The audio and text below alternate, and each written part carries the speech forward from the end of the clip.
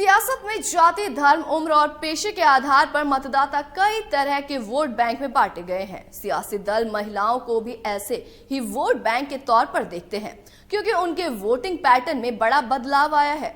महिलाएं अब पुरुषों से कदम मिलाकर चल रही हैं। पुरुषों की तुलना में महिलाएं ज्यादा वोटिंग ही नहीं कर रही हैं, बल्कि अपने पसंद के उम्मीदवारों को वोट दे रही हैं। और यही वजह है कि लोकसभा चुनाव से पहले अरविंद केजरीवाल सरकार ने दिल्ली की महिलाओं को एक बड़ा तोहफा दे दिया है। जी हां, दिल्ली की हर महिला को 1000 रुपए प्रति माह देने का ऐलान कर दिया है, जो राजधानी में आम आदमी पार्टी के लिए मास्टर स्ट्रोक साबित हो सकता है। केजरीवाल सरकार की वित्त मंत्री आतिशी ने सोमवार यानी 4 मार्च को दिल्ली विधानसभा में बजट पेश किया।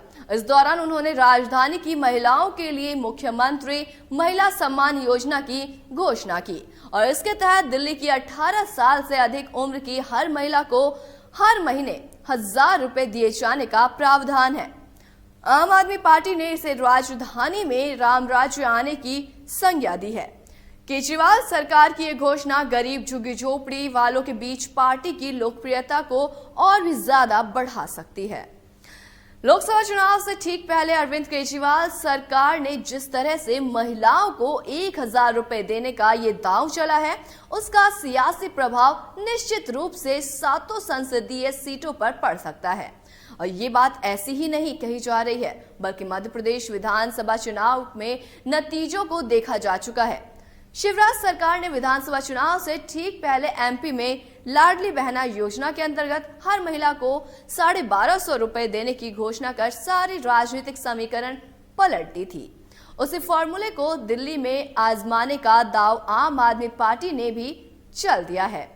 अब देखने यह है कि दाव कहां तक चलेगा। दिल्ली की 7 लोकसभा सीटों पर तीसरी बार क्लीन स्वीप करने के मद्देनजर बीजेपी ने अपने पुराने चेहरों को बदलकर नए उम्मीदवारों को मैदान में उतारा है।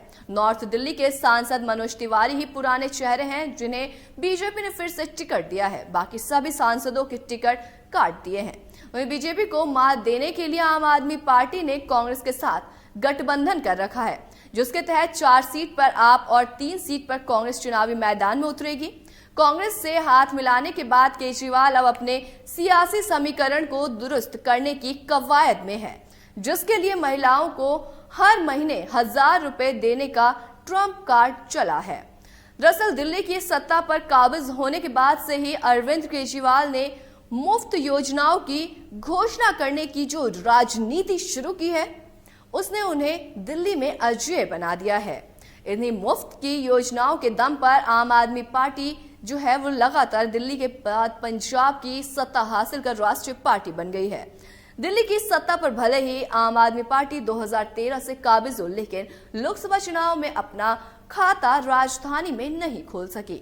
2014 और 2019 के लोकसभा चुनाव में बीजेपी ने दिल्ली की सभी 7 सीटें अपने नाम करने में एक कामयाबी हासिल कर रखी है। दिल्ली विधानसभा और एमसीडी पर अपना कब्जा जमाने के बाद आम आदमी पार्टी की नजर अब दिल्ली की लोकसभा सीटों पर है, जिसके लिए ही अरविंद केजरीवाल ने कांग्रेस के साथ हाथ मिला लिया है।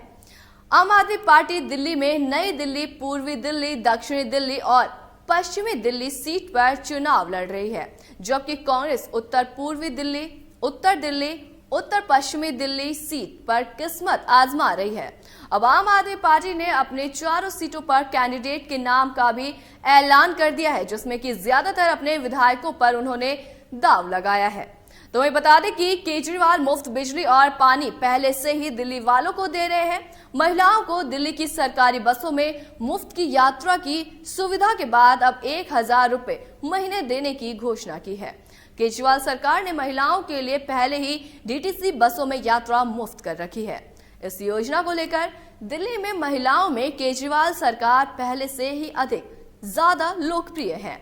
ऐसे में लोकसभा चुनाव से पहले केजरीवाल सरकार ने महिलाओं को उनके लिए एक और तोहफा दे दिया है, जिसमें हर महिला को हर महीने उन्हें 1000 रुपए मिलेंगे।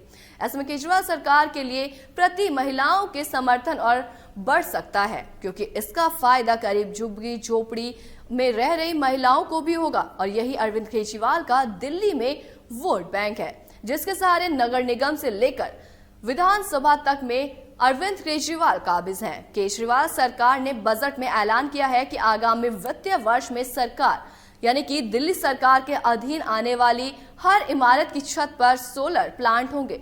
दिल्ली सरकार हरित ऊर्जा का लक्ष्य 2027 तक 4500 मेगावाट रखा है, जो कि कुल बिजली आपूर्ति का 25% है। इसके सभी सरकारी इमारतों की छत पर सौर संयंत्र लगाए जाएंगे। पावर सेक्टर के लिए 3353 करोड़ रुपए के बजट का प्रस्ताव रखा गया है। इसी तरह से दिल्ली में हर घर के लिए पानी और सीवरेज सुविधाओं का अधिकार सुनिश्चित करने के लिए भी 7195 करोड़ रुपए खर्च करने का प्रावधान रखा है।